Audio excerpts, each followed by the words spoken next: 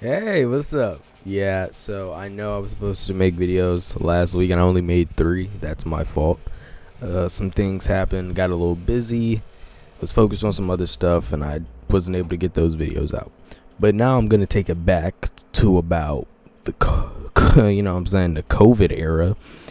And we're going to take it back and we're going to see just not how many videos, but if you're an OG watcher, or if you've at least been following my channel for a long time, you would know back in the COVID days, I used to upload 2 videos a day, sometimes more than 2. Sometimes I upload 3 videos a day. I think one time I uploaded like 4 or 5 videos in a day, and I would all schedule it out equally and things like that. And I think that's what I'm gonna do. I'm gonna start uploading twice a day, see where that goes. If it looks like it's working, then I'll probably keep on doing it. If it's not, then I might stop. We'll see. Anyway, though, let's get into the video. So I saw this video while I was looking for another video to add to the list of videos I'll be reacting to today, and I saw why CoryxKenshin keeps leaving YouTube. I thought it was a pretty interesting topic to talk about since he does leave YouTube a lot. So without further ado, I think we should get into this video. Over the years, CoryxKenshin has built a reputation. Can y'all hear that? Let me turn that off.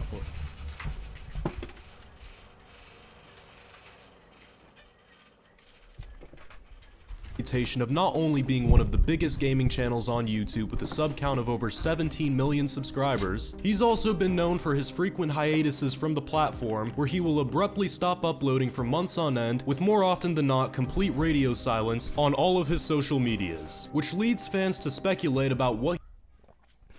In an RDC video, I think he was talking to Kai, he was talking to someone, he was like, yeah, I see you in 9 months. I think he actually might have been serious about that. He might be coming back in 9 months, but who knows. He is up to and when he will inevitably return. So why does a YouTuber like CoryxKenshin with such a big fan base decide to do this? And more importantly, how has he managed to stay relevant and maintain his viewership when so many others in his genre would quickly be forgotten about the moment they stop uploading? Before we get to that though, we have to figure out why CoryxKenshin is so inconsistent with his upload schedule in the first place. To answer that, I decided to go all the way back to when he first started uploading content back in 2009, almost 15 years ago. His first couple of videos are about what you would expect from that time period. Skits and vlogs typically filmed on a low quality webcam with pretty minimal editing. Cory would upload this style of content on and off with pretty minimal results, with a couple of well-performing videos here and there, but for the most part he would not really see any major success with this style of content, which is the main reason why on September 30th, 2011, Cory would post his final. Bro, I was like 2011, bro. Let's see. Bro, I was like 4. I had just turned 4, because that's like what, 17, 18. So that's a few days before my birthday. So Video before a 2-year hiatus from the platform, the first of many to come, and something that will be important for later in the video. When Cory came back to YouTube in 2013, he began to upload his first few gameplay videos, more specifically horror gameplays, something that was growing in popularity on YouTube at the time. This was also around the time his channel started to gain momentum, but there was one game in particular that would push his channel's growth to new heights, that game being Five Nights at Freddy's. The game was exploding in popularity at the time, and the amount of YouTube Let's Players that were playing the game and displaying it to their audience were only adding fuel to the fire. So combine the fact that you're already known for being a horror gameplay YouTuber, and a game that's rapidly growing in popularity in your own niche that you're well known for, and you have the recipe for a viral video. And this series would prove to be widely successful for Cory, as they would gain millions of views, and gain him a ton of new subscribers. And from that point on, Cory would remain consistent with his upload schedule, usually posting every day. This would lead his channel to reach 100,000 subscribers by late 2015. It was also at this point where his channel would start growing even more rapidly. About 6 months later, he hit 500,000 subscribers, and then he closed out 2016 with 1 million. And this was only the beginning, as his channel only got more popular with every single passing year. However, it's important to note that during this time period, Cory would become notorious for his breaks from YouTube. He would have a hot streak where he would upload daily, and then seemingly seemingly disappear for months on end with usually no updates on any of his social media platforms, leading fans to guess about when he would come back. Then at random, he would go right back to uploading and the cycle would just continue. In 2018, he took a 4-month break at the beginning of the year and also 2 more shorter ones just in that year alone. So what exactly was the reason for all these abrupt hiatuses from YouTube? Now, while he may have different reasons for each one, I think it's pretty safe to assume that creative burnout was a major factor in this. Now, usually when a YouTuber... Bro, as a content creator, anyone who makes videos on the daily, especially the daily, I'm talking about something you never miss a day, bro, that's tiring.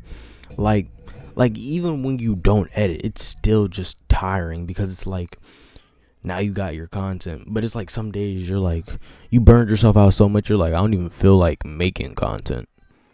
So then it's like you don't make content for that day, but now you're like, I don't feel like making content the next day. So now you take a little break, and this break can end up being who knows how long.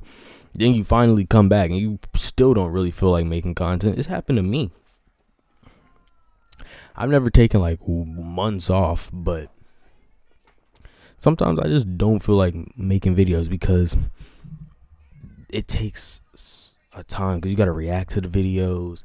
And like, for example, if you're reacting to a 6-minute video, right, we'll say about 7 minutes, my video should be at least about 10 minutes long, 9-10 minutes long.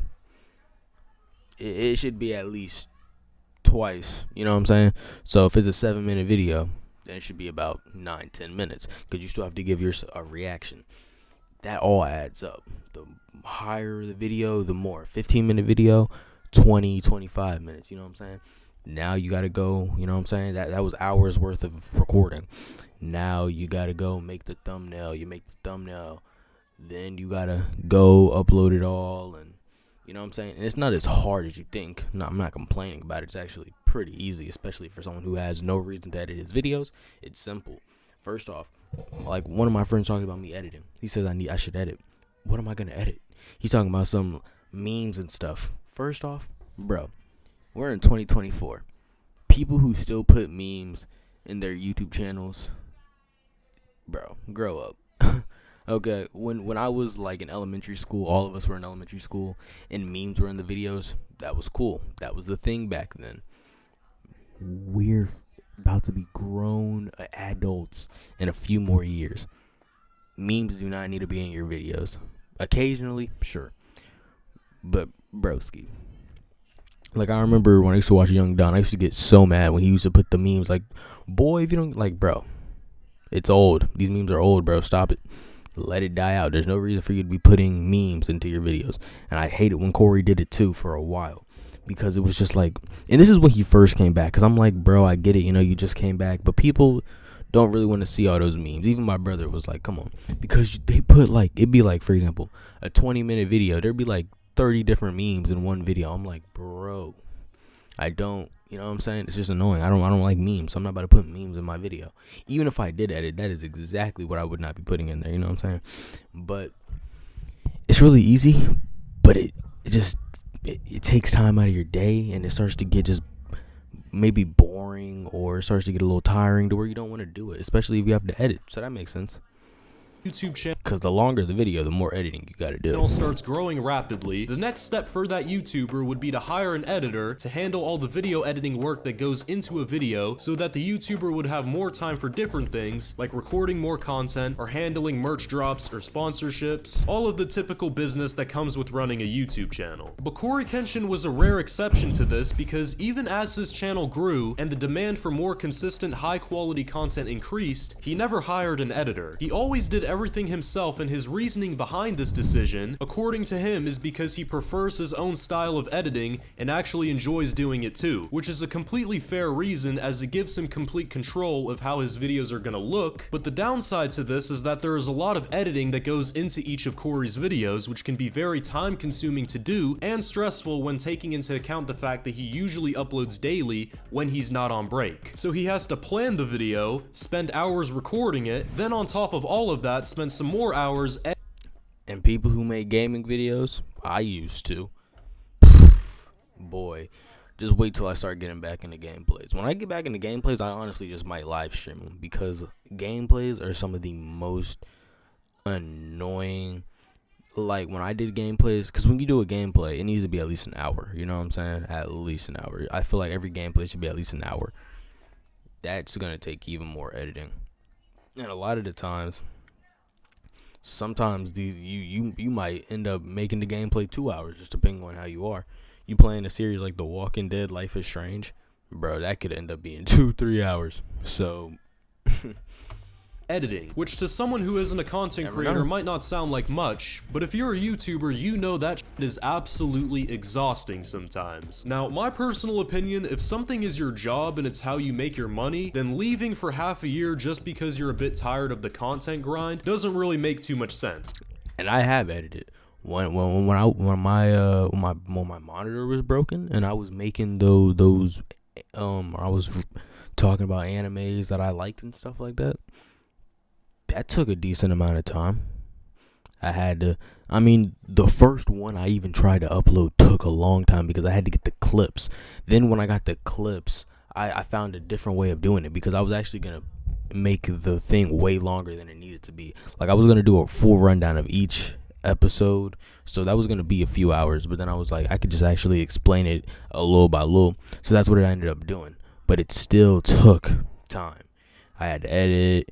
I had to make sure everything was right. I had to find this, I had to find that, It probably took me like an hour, maybe a little less than an hour. No, it probably took me like 30 minutes, maybe. I'm gonna say 20. I'm gonna say anywhere from 20 to 30 minutes. It might have taken an hour, but I don't remember taking an hour.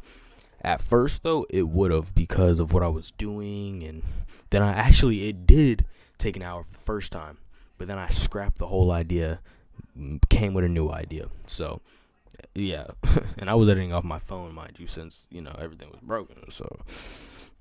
It would honestly be better if he either uploaded only a few times a week or just decided to hire a video editor at that point. Because imagine someone who worked a 9-to-5 job if they just decided to leave for months on end and just came back to work one day like nothing was out of the ordinary. He would probably be fired right there on the spot. But Cory knows he can get away with leaving YouTube because he knows his viewers will wait for his return and his viewership will stay the same, if not only increase. This is because CoryxKenshin is pretty much immune to becoming irrelevant, and this is for a few reasons. The first one being that he's already quite well known for taking breaks because he's been doing it for years at this point. His viewers will see that he hasn't uploaded in a while and just assume he's on break and will return just like he has every single time. These hiatuses have unintentionally built a cult-like fan base of people who are always left wanting more from him, and they never know when he's gonna come back either because he just doesn't update his fans when he's gone. It's actually a psychology trick from the 48 Laws of Power that rappers like Playboy Cardi have even used to their advantage. The second reason is that his content has a huge replayability factor. Videos that he uploaded years ago are still being discovered by people who have never watched him before. They start binging his content and they eventually subscribe, and then they wait until he posts a new video, which is actually how he was able to reach 10 million subscribers without posting a single video in that time period. The third reason is that he's honestly just too big to fail at this point. CoryxKenshin's fame has reached a point where he's become somewhat of a household name. I'm not joking, literally almost everyone in my high school knew who Cory was. So just imagine how popular he is for the younger generation and just how much of an impact he has on them. I mean, he just made a cameo in the new Five Nights at Freddy's movie, so there's definitely no question that he's at least pretty well known. And those are pretty much the reasons why he can't really fall off at this point. At the time of this recording, it's already been over half a year since he last uploaded, yet he could probably upload a video tomorrow and it would probably go on the trending page with millions of views. So it looks like CoryxKenshin will most likely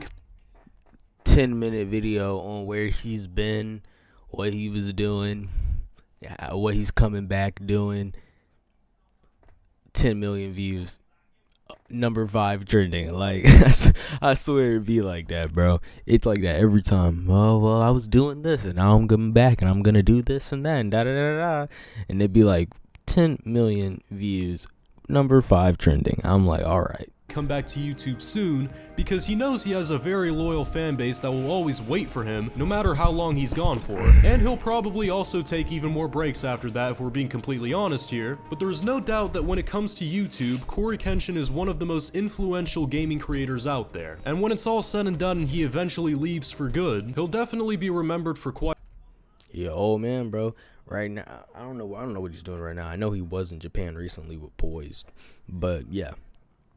But making content, man, that's a, you know what I'm saying? Especially if you're not making money from it, it definitely can get unmotivating, because it's like you spending all this time doing this and you might have better things you can do. You're not making money from this anyway, so it's like, personally, I don't mind making content, whether I get money from it or not. I honestly just enjoy making content. I enjoy making content. I wanted to be a YouTuber because I thought it was cool. I enjoyed it. I was a little kid. I've still been doing it. I enjoy making videos, whether it's reactions, gameplays. It don't matter to me. I enjoy it. Why? That's just who I am. That's just who I am. I've always enjoyed making content. Sometimes I don't feel like recording, yes, but that's like sometimes you don't feel like going to your job. I just enjoy making videos. Simple as that. Anyone who makes content can understand where I'm coming from. You either enjoy it or you don't enjoy it. It's as simple as that. But me, on the other hand, I enjoy making content. It's fun. It's relaxing. I like live streaming. Even when there's no one in there, it's just enjoyable. It's enjoyable to me. But anyway, though, please like, subscribe, turn on post notifications, and hopefully one day we can be as big as Cory. See you on the flip side.